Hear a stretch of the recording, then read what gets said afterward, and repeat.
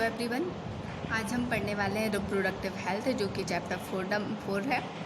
तो इसे भी आज हमने क्लास में डिस्कस किया था कि रिप्रोडक्टिव हेल्थ के बारे में। इससे में सबसे पहले हमने चार्ट बनाया था कि रिप्रोडक्टिव हेल्थ क्या है और इसे हम कैसे अचीव करेंगे।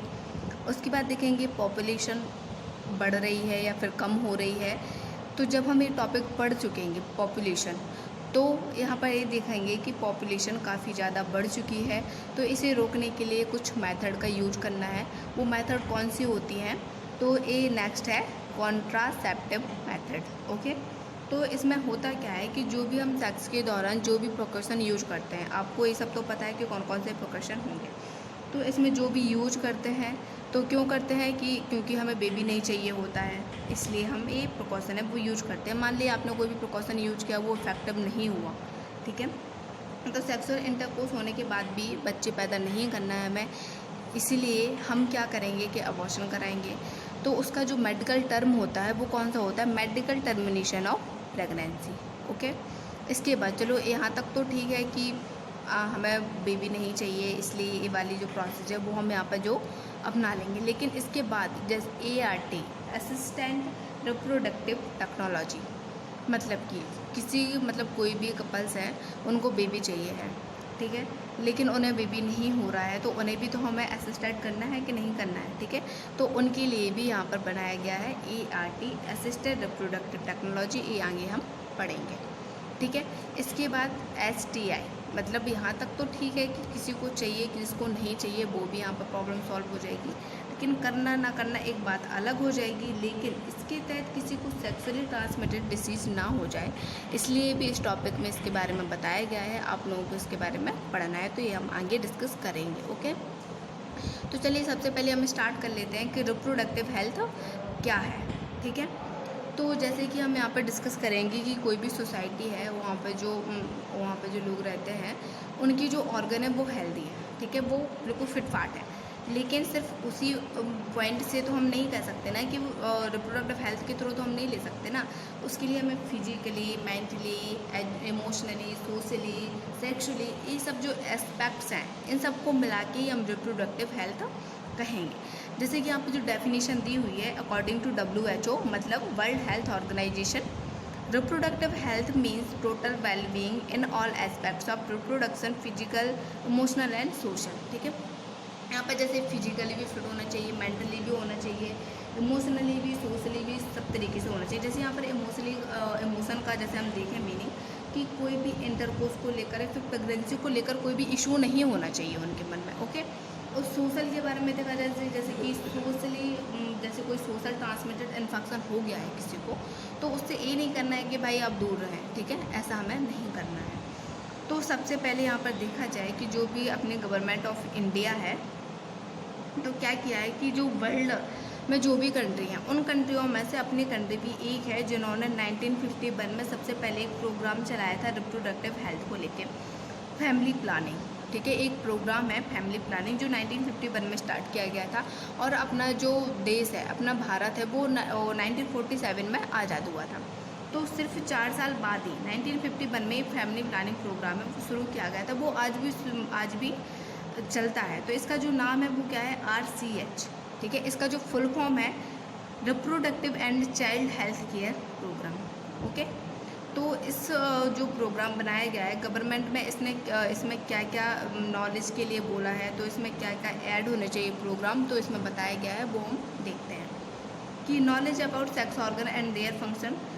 सेक्स ऑर्गन के बारे में हमें नॉलेज होनी चाहिए कि क्या है और यह कैसे फंक्शन करते हैं। Knowledge of adolescence and changes related to it, मतलब एडोलसेंस से लेकर जो भी एडोलसेंस में जो भी हार्मोन चेंजेस के थ्रू जो भी इसमें चेंजेस आते हैं, जैसे लड़कों की आवाज़, लड़कों में देखा जाए तो उनकी आवाज़ है वो भारी हो जाती है, लड़कियों में भी फिजिकली वो चेंजेस आ जाते हैं। तो कुछ लोग डर जाते हैं कि क्या हो रहा है क्या नहीं हो रहा है। तो इसमें बताया गया है कि यह एक हार्मोन चेंजेस की वजह से है, जो प्रॉब्लम से जो चेंजेस होते हैं उनमें इसलिए आते हैं, ठीक है। अब इसके बाद इसके आगे देखेंगे हम प्रेगनेंसी के बारे में भी नॉलेज होनी चाहिए, ब्रेस्ट फीडिंग के बारे में भी नॉलेज होनी चाहिए। अब how to take care of pregnant women. Okay, यहाँ पर हमें प्रेग्नेंट लेडी की कैसे केयर करनी है वो यहाँ पर बताया गया है कि हमें यहाँ पर कैसे केयर कर सकते हैं।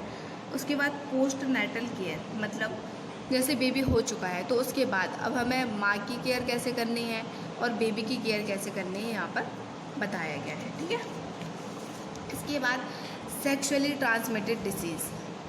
ठीक है, सेक्सुअली ट्रांसमिटेड डिसीज़, मेंस्ट्रुएशन के बारे में हम लोगों ने कल ही पढ़ा था। कॉन्ट्रासेप्टिव मेथड अभी मैंने आगे आपको अभी पहले बताया है, समझाया, और इसके बाद टॉपिक में हम इसको डिटेल से पढ़ेंगे। एमटीपी बारे में और एआरटी के बारे में ये हमें आगे डिटेल से पढ़ना है। इसके बारे में इस प्रोग्राम में नॉलेज दी गई है। ओके, इस प्रोग्राम में इनके बारे में ऐड किया गया है। अब हमें पढ़ना है जो इसका जो इम्पोर्टेंट टॉपिक है वो क्या है, एमनियोसेंटेसिस, जो कि इसका इम्पोर्टेंट टॉपिक है। यहाँ पर हमें देखा है, यहाँ पर जो यहाँ पर फिगर बनाया हुआ है आप यहाँ पर देख सकते हैं। मैंने आपको ब्लैक बोर्ड पर भी क्लास में समझाया था।